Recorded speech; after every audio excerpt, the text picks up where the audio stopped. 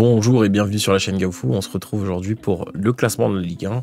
C'est la troisième vidéo de notre série des 30 vidéos en 30 jours. On va faire un marathon où je vais vous donner du contenu. Vous allez me dire si ça vous convient ou pas. En tout cas, on va pouvoir débattre sur cette Ligue 1. Une Ligue 1 qui est constituée de 18 équipes. Ces 18 équipes, elles sont dans 3 chapeaux. On a le chapeau des équipes qui jouent la Ligue des Champions, des équipes qui ont l'habitude d'être très performantes, de se qualifier pour l'Europe. Il y a les équipes qui sont dans la course à l'Europe, mais plutôt les parties un petit peu en dessous. Je vais vous les présenter. On a dans les équipes qui sont souvent à la course à l'Europe, la Ligue des Champions, c'est Paris, Marseille et Monaco. Je pense qu'en termes d'effectifs, c'est des effectifs qui, à chaque début de saison, on les met dans cette course à l'Europe. On les met dans cette course à la Champions. Ensuite, on a les équipes qui sont entre 300 et 150 millions. C'est ces équipes-là qui sont programmées pour aller chercher l'Europe, mais pas forcément en réussite tout le temps pour le faire. On pense notamment à Rennes, à Lyon ces dernières années. Cette saison, je pense que Nice, ça va être un peu compliqué en termes d'équilibrage, mais on en reparlera. On a Strasbourg qui vient de se glisser aussi dans cette catégorie d'équipe. Lille qui est généralement même quasiment dans la course à la Champions, mais c'est vrai que quand on renouvelle son effectif, on peut changer de catégorie sans pour autant voir ses ambitions à la baisse. On en reparlera. Et enfin, vous avez les équipes à moins de 100 millions de valeur totale. Des équipes qui, elles, veulent sortir du ventre mou ou jouent le maintien. C'est tout simplement ça. Ventre mou, maintien, pour moi, c'est les mêmes catégories d'équipes parce qu'il y a peu de lisibilité dans qui sera où à la fin de la saison. Donc, on va regarder toutes ces équipes. On va parler de toutes ces équipes. Vous allez avoir un chapitre par équipe. Et le but, ça va être de vous présenter ma vision de leur saison en Ligue 1. Avant de vous présenter les équipes qui, pour moi, seront parmi les dernières du classement, on va regarder tout simplement les derniers transferts de la Ligue 1. Rachid Ghezzal qui arrive à l'OL, on a Sékou Mara qui est prêté à Auxerre, on a Christopher Wu qui part libre pour le Spartak, Fodé Ballo-Touré qui arrive du côté de Metz libre, et enfin Yaya Fofana qui part pour la Turquie, lui aussi libéré par le SCO d'Angers. Pour moi, le SCO d'Angers, on voit en termes de mercato, a fait un mercato où ils ont libéré énormément de joueurs d'expérience, notamment Esteban Lepel qu'ils ont vendu à 13,5 millions. Ils ont récupéré très peu de joueurs, que des joueurs qui viennent du centre de formation quasiment, qu'ils ont récupéré. Donc il y a Louis Mouton qui est arrivé libre en provenance de Saint-Etienne et Hervé Kofi qui est arrivé en prêt du RC Lens.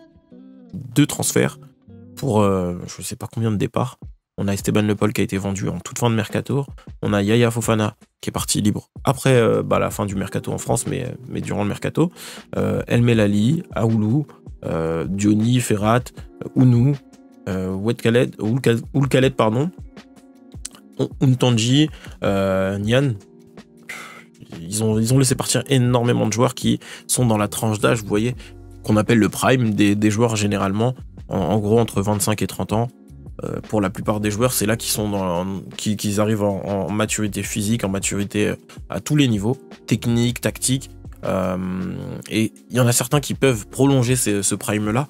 Et je pense qu'Angers estime que dans l'effectif, il y a des joueurs qui sont assez âgés, qui vont pouvoir continuer à travailler sur leur prime. Je pense à un Jordan Lefort, je pense à un Abdoulaye Bamba, à Florent Hanin. Mais je trouve que l'effectif, du coup, il est très déséquilibré. Il y a soit un jeune, soit que des jeunes. On le voit notamment au milieu de terrain, soit quasiment que des jeunes, soit un ancien. Mais c'est un ancien qui est là, qui aide les jeunes. Je sais pas si ça va être la bonne recette. En tout cas, c'est la recette qu'ils ont choisie. Moi, j'ai l'impression que ce sera pas la bonne. C'est pour ça que je les mets 18e. Je pense que le fait de vendre Esteban Lepel, c'était vraiment pas un bon move. Et malheureusement, dans leur style de jeu, ils vont peut-être le payer à un moment. Après, je peux me tromper. Mais j'espère me tromper. Je pense pas que ce soit un relégué qui sera à 15 points du premier non relégable. Je pense que ça va être une course au maintien qui va être très très très très difficile. Angers va prendre des points, va aller chercher des résultats, mais ils ont un style de jeu où ils jouent en contre. Et j'ai pas forcément l'impression que aujourd'hui on a identifié les joueurs qui seront les plus performants du côté d'Angers.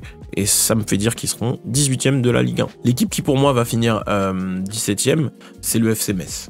17e, pourquoi? Parce que je pense que ça manque encore d'expérience. Ça manque d'expérience. J'ai senti, en tout cas, moi je les ai vus jouer contre le Paris FC, j'ai senti qu'il manquait d'expérience. Il y a peu de joueurs d'expérience autour de Gauthier Hein, et c'est ce qui va expliquer que peut-être ils peuvent être limite à la relégation. Notamment, il y a un Habib Diallo qui est arrivé, qui lui va faire des bonnes grosses différences, mais j'ai l'impression que c'est peut-être pas forcément que là qu'il fallait ajouter de la qualité. J'ai vu qu'ils avaient pris Fodé Ballo-Touré, arrière gauche, qui peut jouer en défense centrale, qui est international, en tout cas qui a été international à un moment avec le Sénégal. Et je ne sais pas si ça conviendra. En tout cas, j'ai bon espoir qu'ils soient pas loin des barrages, et au pire, ils seront barragistes. Pour moi, c'est 17e. Maintenant, c'est 17e en grande partie parce que l'effectif, il est pas forcément là, vous voyez. Il est pas là. Il est pas en train de faire ça. On est sur un effectif qui se stabilise, qui essaye de trouver ses marques et tout. J'ai peur que ça ne suffise pas. On a un mercato en plus de leur côté où ils ont libéré des joueurs d'expérience. On voit Mathieu Hudol, Papa Madjou Diallo.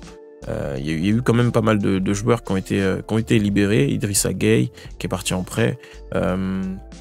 Énormément de départs. Et après, en termes d'arrivées, ils ont fait beaucoup d'arrivées, mais des arrivées où on est plus sur des paris un petit peu, hein, j'ai envie de dire. Des paris parce que on a 2 Géorgiens qui arrivent en prêt. On a des paris où on se dit on va récupérer des joueurs comme Habib Diallo qui avaient de la performance chez nous, des joueurs qui pourraient avoir de la performance. Je pense notamment à Mboula qui arrive, le Gabonais, qui arrive de Turquie, de 2e division turque. Yegbe aussi qui est un petit pari, hein, il vient de Suède. Ou Fischer qui est là, le Danois, qui arrive pour être gardien, qui a un bon jeu au pied. Franchement, il a un bon jeu au pied, qui est un bon gardien. Mais moi, ça m'inquiète un peu, surtout l'enchaînement des matchs et le calendrier. Et surtout, ils ont une rencontre qui va être décisive pour la lecture qu'on va faire de leur saison et leur rentrée en Ligue 1. Ils ont déjà joué un promu, le Paris FC.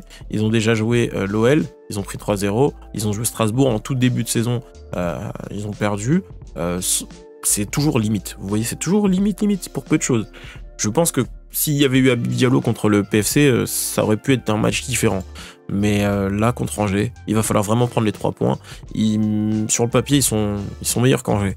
Maintenant, dans l'approche du match, dans tout ça, maintenant, il va falloir le prouver. Il y a Monaco, il y a Le Havre. Voilà, des matchs comme ça, il faut essayer d'aller chercher des points. Et on va espérer pour Metz peut-être une 16e place. Mais pour moi, je les mets plus à la 17e place. Mon 16e à moi, c'est le FC Nantes. Souvent vu en ballottage favorable. Je les mets plutôt en ballottage défavorable cette saison où ça va être eux, pour moi, l'équipe qui va toucher au barrage. Je pense qu'ils vont se maintenir en barrage, mais quand même, ils vont y aller. Ils vont glisser cette saison. Il y a trop de déséquilibre dans cet effectif, trop de moments où en fait on fait des paris à la baisse. On se dit lui on va le vendre et on va trouver quelqu'un qui est potentiellement capable d'arriver à son niveau. Et ça va pas. Je pense notamment à un départ de Moses Simon, qui a été un joueur très très important dans la course au maintien la saison passée, avec plus de 18 contributions au but de son équipe. Nathan Zézé, gros potentiel qui est parti, et pas mal de joueurs au milieu et de joueurs d'expérience qui sont eux aussi partis. On voit en termes de départ, Alban Lafont qui est parti en prêt, des joueurs qui avaient une certaine importance, hein, Palois, c'est des joueurs qui savaient maintenir le club. Là aujourd'hui, ils sont allés chercher en contrepartie. On le voit, hein, Le Penant, même s'il était déjà dans l'effectif la saison passée, ils sont allés chercher des petits paris en fait. On voit des tout petits paris, un Radakovic qui arrive de Turquie, un El Arabi très expérimenté mais qui vient, je pense pas qu'il soit impactant cette saison. Après peut-être que je me trompe, mais ouais, pour moi un effectif qui qui perd en qualité alors qu'il était déjà limite la saison passée, qu'il a fini seulement à 3 points des barrages. Je pense que cette année, ils y vont. Même si on a un Nanto Lopez qui peut être un leader pour cette équipe, un leader défensif, je pense que ça va être assez compliqué. On le voit, ils ont fait un bon match contre Auxerre. Et sinon, ils n'ont pas été dégueulasses, encore une fois. Mais c'est pas ce qu'on attend du FC Nantes. Tu perds contre le PSG, tu perds contre Strasbourg. Bon, c'est 2 équipes européennes. Tu vas gagner à Auxerre, c'est plutôt un bon résultat. Mais je pense que Nice, Rennes, Toulouse, Brest pour la journée d'après, Lille encore. En fait, t'as un calendrier qui est dur, qui est très intense et qui fait que tu peux vite être dans la zone rouge. Et le moment où tu vas pouvoir en sortir, ben voilà, il y a le Paris FC, mais dans un mois et demi. Les recrues, elles auront eu le temps de travailler ensemble. Tu vas jouer Monaco derrière. Ensuite, t'as Metz. Voilà. Tu joues Metz au mois de novembre. Le Havre en novembre. Donc le mois de novembre, ça va être un mois important. Le Havre, Metz et Lorient. Et pourtant, voilà. Pour l'instant, je pense que ça va être compliqué. Ça va être compliqué, mais il y a toujours la possibilité de voir par exemple un Ablin partir au mercato d'hiver, peut-être pour le PFC, peut-être pour une autre équipe, et renforcer un petit peu l'équipe grâce aux millions qui seront retirés de ça. Mais dans tous les cas, ça va être compliqué pour Nantes. L'équipe que je vois 15e, c'est le Havre. Le Havre qui a réalisé un mercato plutôt correct, où il n'y a pas eu énormément de chamboulements dans l'équipe. Il y a eu des arrivées, notamment sur le poste de gardien, mais il n'y a pas eu de départ sur les gros joueurs de cet effectif. On a Sanganté, Kinkoué qui sont toujours là, Gauthier Loris qui est resté. On a énormément de joueurs, en fait, même défensifs, qui sont maintenus dans cet effectif. On voit Abdoulaye Touré qui avait permis, grâce à son penalty, sa Panenka, à l'équipe de se maintenir l'an passé, qui est toujours là. Il y a quelques arrivées sur les postes offensifs. On le voit, à part Josué Casimir qui est parti libre, pas énormément comme je disais, de chamboulement sur cet aspect offensif. Concrètement, c'est une équipe qui doit se maintenir en Ligue 1 parce qu'elle y arrive depuis plusieurs saisons. On voit des joueurs qui avaient de l'expérience qui sont partis, certes, mais je pense aujourd'hui si on se concentre vraiment sur tous les transferts, de l'autre côté, ils ont su aussi compléter leur effectif avec des arrivées assez intéressantes. On a Seko qui était au Grasshoppers en Suisse, on a Samata qui arrive du POAC Salonique en Grèce, Moridiao et aussi Mpassi, 2 bons gardiens de Ligue 2 qui ont, je pense, le niveau pour performer aussi en Ligue 1, Kieremé qui arrive aussi de Caen. Énormément de petits coups mercato bien pensé, avec un Didier Digard qui a la volonté de faire jouer son équipe. Et on va revenir un petit peu sur le calendrier du Havre.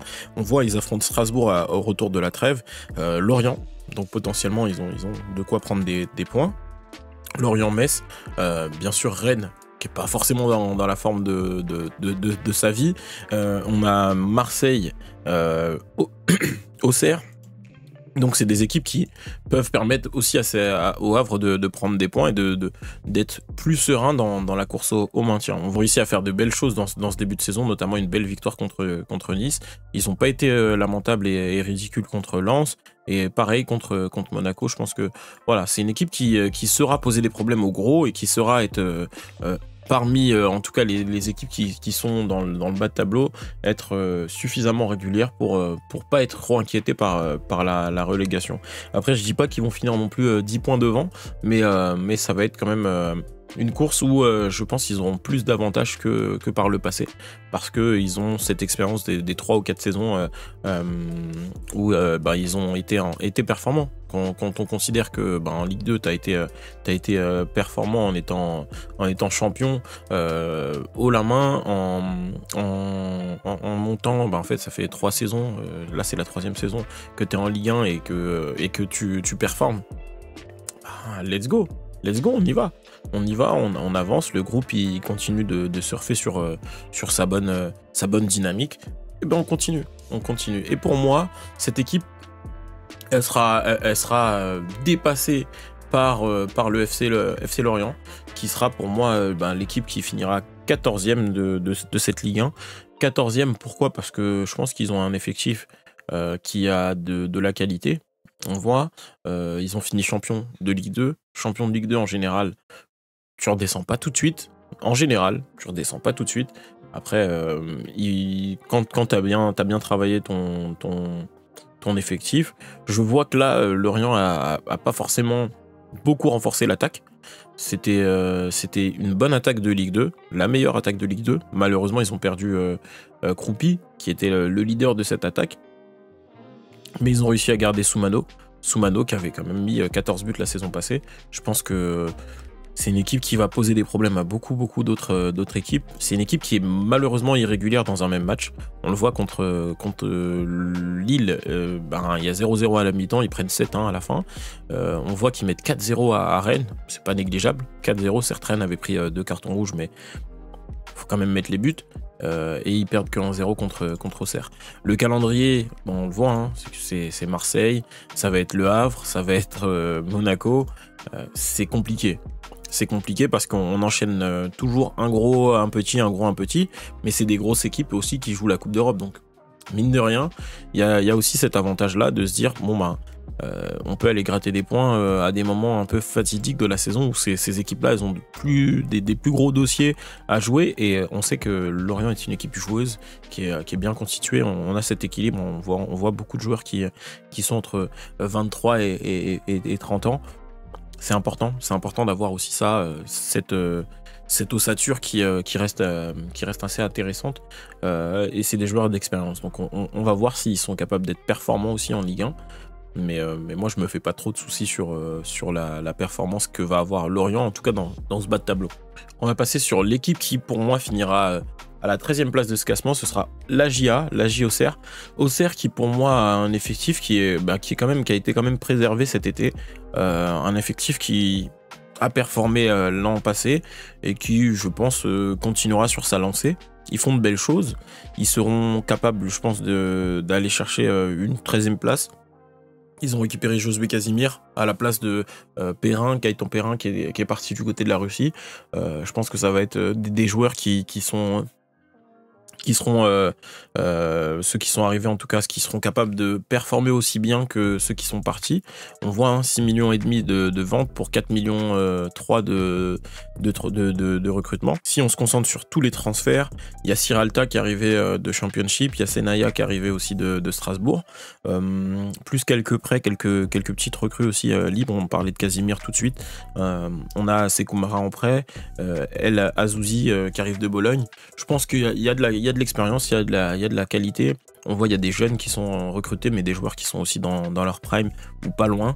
Je me fais pas de soucis pour Auxerre cette saison. Certes, ils ont perdu leur leader technique et offensif, mais ils ont su le remplacer assez rapidement et avec un bon coup au mercato. On voit Josué Casimir. Si on se concentre un peu sur son niveau de performance en championnat, c'est quelqu'un qui est capable de contribuer quand même pas mal à l'aspect offensif de son équipe.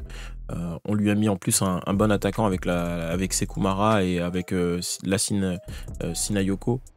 Je pense que même s'il y a eu des petits problèmes au niveau du mercato, justement au sujet de Sinayoko, je pense qu'il y a quand même de bons espoirs à avoir pour Auxerre cette saison. Ils vont réussir à se maintenir sans être trop inquiétés par la course au maintien. On passe sur l'équipe qui finira 12e selon moi. C'est le TFC, le Toulouse FC qui va rester sur une saison où il y a quand même beaucoup de départs. On va regarder ça tout de suite. Guillaume Reyes qui est toujours présent. On a eu quelques arrivées et quelques joueurs aussi qui sortent surtout du centre de formation, qui sont montés dans l'équipe première. Cresswell qui est resté. On a Mackenzie qui est toujours là. Peu de grosses recrues pour Toulouse, sachant qu'ils ont quand même bien vendu. On a un coach qui a l'habitude de voir partir ses meilleurs éléments. Quand on voit, on a peu de recrues qui dépassent les 5-6 millions d'euros. Ça, c'est très rare du côté de Toulouse. Si on regarde les mercatos précédents, le but aussi c'est de pas rester non plus 10 piges sur eux, mais on voit à part Cresswell qui était quasiment à 5 millions, il n'y a pas eu beaucoup de recrues qui dépassaient cette barre symbolique. C'est une équipe qui, tous les ans, sait renouveler son effectif pour être performant en ayant des profils qui sont assez complémentaires avec ceux qui partent. Et on le voit, ils arrivent toujours à faire de l'argent avec ces départs. Donc Al Boukhlal qui est parti du côté du Torino, Babika qui est parti, Sierro qui est parti, Gelabert aussi, un départ. Franchement, je pense que Toulouse sera 12e de cette Ligue 1 dans une saison un peu comme ils y savent faire depuis 4 ans. Une saison un peu voilà. On me dit qu'il progresse. Un clin d'œil, Mamba, on pense à toi. On me dit qu'il progresse, je vois pas la progression. C'est une équipe qui, pour moi, en tout cas, n'est pas constituée pour aller chercher une place européenne. Ok, ils font un bon début de saison. Ils se sont pris une belle trempe face au PSG, mais ce sera pas la seule équipe cette saison. Mais je pense que Lille, Auxerre, Nantes, Lyon, Metz, c'est pas une équipe qui est censée les écraser, ces équipes-là. Donc on verra. Après, il peut y avoir des surprises. Il y a la Coupe d'Europe pour la plupart des équipes du championnat qui sont dans le haut de tableau. Du coup, ça peut redistribuer les cartes pour certaines équipes en bas de tableau. Tout dépendra du calendrier, du moment où tu prends ces équipes-là. Mais je pense que Toulouse sera ventre mou et un ventre mou qui sera jamais inquiété par la relégation cette saison, ni même intéressé par la course à l'Europe à un moment non plus dans la saison.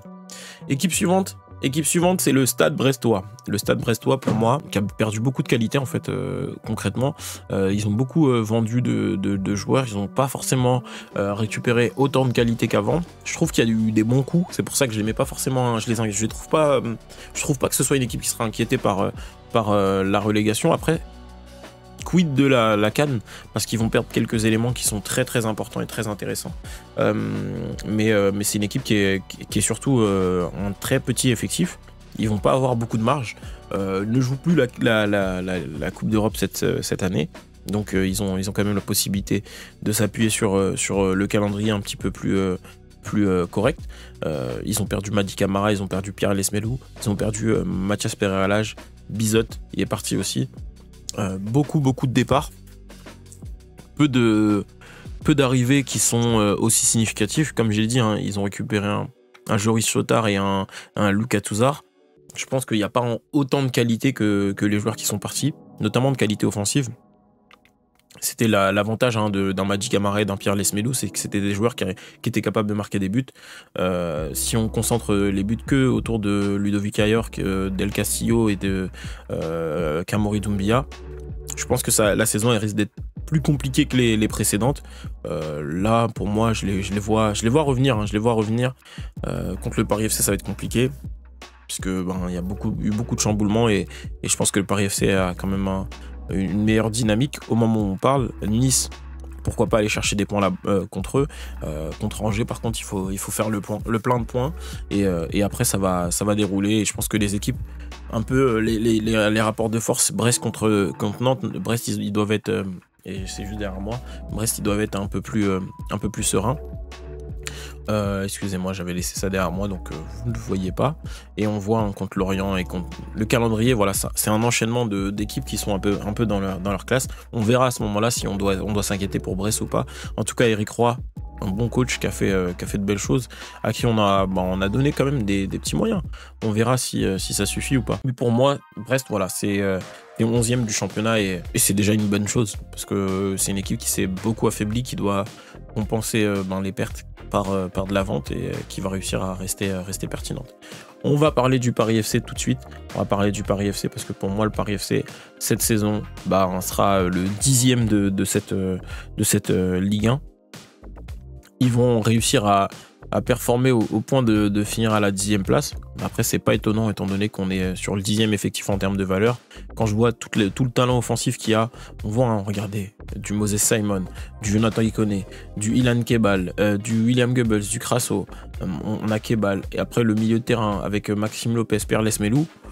Les gars, ça fait 10e de Ligue 1. Ça fait 10e de Ligue 1. On voit un Amari Traoré qui va être entouré par Otavio Moustapha Mbo. Et de l'autre côté, on aura soit Noah Sangui, soit Thibaut De Smet. Pour moi, cette équipe doit, je dis bien doit, finir au-dessus de la 12e place. Après, comment ils le font, j'en sais rien. Ils vont réussir à battre, je pense, Brest là pour la prochaine journée. Contre Strasbourg, si ça fait un match nul, ben, je pense qu'on sera tous satisfaits. Nice, on sait comment Nice est fébrile dans ce début de saison et depuis la préparation. J'espère que fin septembre, ils resteront sur cette dynamique-là, ce qui n'est pas sûr. On va voir aussi du côté de Lorient, une équipe lorientaise qui sera, enfin à Paris, mais une équipe lorientaise qui sera peut-être un peu en difficulté. Pourquoi pas les chambouler et après faut dérouler, faut essayer d'aller gratter des points contre Lens, des points contre des équipes un peu plus, je pense un peu plus calibrées pour jouer le haut de tableau. La réception de Lyon, ça va être quelque chose. On va avoir un déplacement à Monaco qui sera intéressant au mois de novembre avec la Ligue des Champions. La réception de Rennes, voilà, ça va être un beau calendrier. On voit Lille ici où on va se déplacer. Ensuite, on accueille Auxerre. On va aussi aller du côté du Havre. Et en fait, je pense que si tout se passe bien, un match sur deux, en fait, t'es censé prendre des points. Et le deuxième match, faut essayer d'aller gratter parce que c'est des équipes qui sont peut-être un peu plus en difficulté en début de saison parce qu'ils ont un calendrier très très très intense. Et je pense que voilà, jouer le PSG au retour de la trêve hivernale, ça va être quelque chose. Donc pour moi, le PFC, c'est une 10e place. Je vais pas refaire le mercato du PFC, j'ai fait une vidéo dédiée à cela, mais on voit, il y a eu beaucoup de transferts. Je pense qu'il y en aura d'autres aussi au mercato hivernal, ce qui va permettre aussi à l'équipe de potentiellement redresser la barre si ça va pas, et surtout ajuster et permettre à l'équipe d'être performante toute la saison.